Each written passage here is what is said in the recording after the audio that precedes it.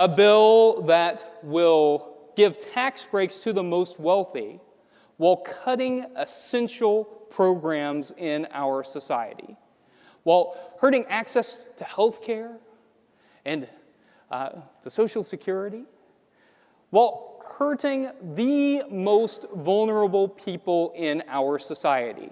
That is both un-American and it is anti-Christ, you see? Because Jesus called us over and over again to work on behalf of the most vulnerable. And if we're not working on behalf of the most vulnerable, we're not following Christ. If you don't know who this is, meet progressive Christian preacher Reverend Dr. Caleb J. Lines, who, unlike some in MAGA and their fellow Christian nationalists, is spreading the actual teachings of the religion, keeping its true spirit alive in today's world full of grifters, charlatans, and opportunists. I don't understand how people can claim to be Jesus followers whenever they are seeking election and then go in and pass legislation that actively hurts absolutely everyone that Jesus would have been hanging out with in his life. Although we've almost become numb to the endless hypocrisy and double standards exhibited by self-proclaimed MAGA Christians, that still doesn't make it any less frustrating and infuriating even to see them actively harming the people they're supposed to be serving.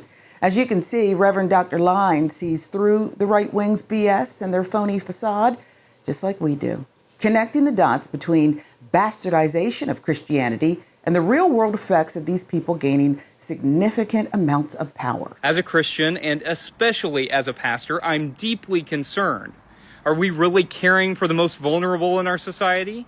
Of course not. When tax breaks are paid for with cuts to food assistance and health care, that's not justice. That's sacrifice of the poor to make the rich even richer. Support organizations defending health care access, SNAP, and shelters, because our faith calls us to stand with the least among us. I give credit to Reverend Dr. Caleb Lines for challenging stereotypes about Christianity and staying consistent in both his beliefs and actions, something so many seem to be struggling with today.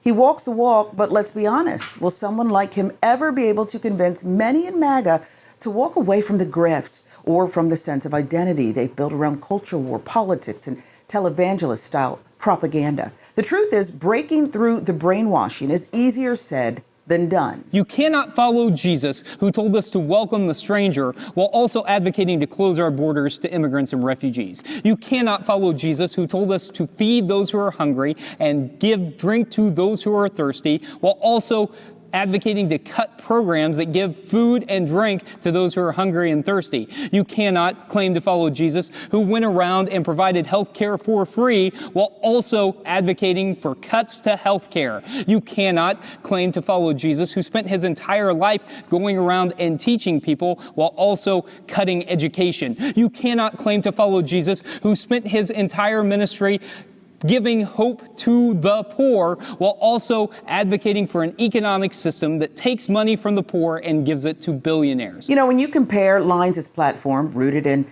economic justice, care for the poor, real social uplift, to what we hear from some of these other folks, including prosperity gospel preachers and right-wing televangelists, the contrast is stunning. Lines wants to materially help people, especially those struggling to get by. These other folks, well, their gospel is greed, their sermons are just sales pitches, and their congregations are often made up of people who can't even afford to put gas in the car, much less fund their pastor's private jet. You know, I've owned 3 different jets in my life, and used them and just burning them up for the Lord Jesus Christ. Televangelist Jesse Duplantis says God himself told him it's time for an upgrade. He said, I want you to believe me for a Falcon 7X. So I said, okay. A Falcon 7 jet like this one to preach to more people around the world. And he's asking his followers for the $54 million. I really believe that if Jesus was physically on the earth today, he wouldn't be riding a donkey. We are believing for 200,000 people to give contributions of $300 US or more. Doing the math, that's $60 million. The head of the World Changers megachurch in Atlanta asked for the donations in this almost 6-minute video, dubbed Project G650, as in Gulfstream 650. Parishioner Mary Jones, who takes the bus to church, says she'd happily give to Dollar's Jet Drive. Most definitely, most definitely. We support our pastor. That's what we're here for. Dollar asks parishioners to give 10% of their income to the church, but gives no public accounting of how the millions are spent. And that's where this gets really disturbing. Religion, especially Christianity, has been weaponized in this country by some of the worst actors out there. Not to heal, not to help, but to hoard power and privilege. And don't just take our word for it, just listen. Listen to these so-called MAGA Christians make our point for us. We are living in the times that the Bible said that the prophets longed to see. The prophets of the Bible wanted to be alive now.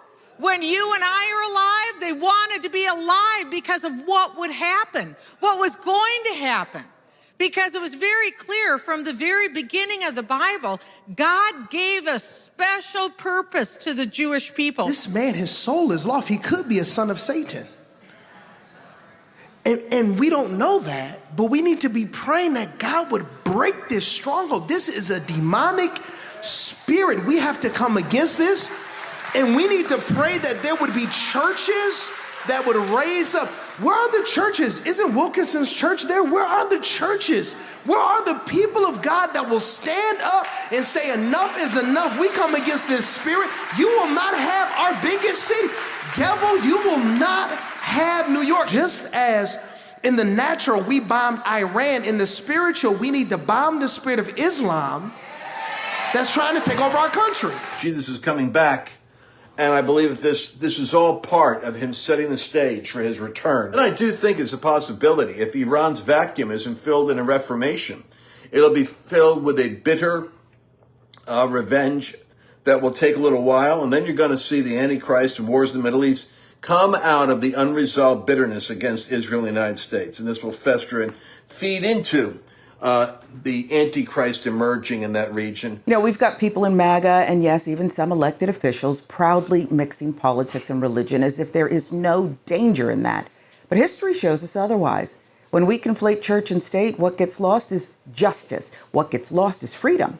And the only way to truly protect both is to keep this country as secular as possible, especially at the federal level, before it's too late.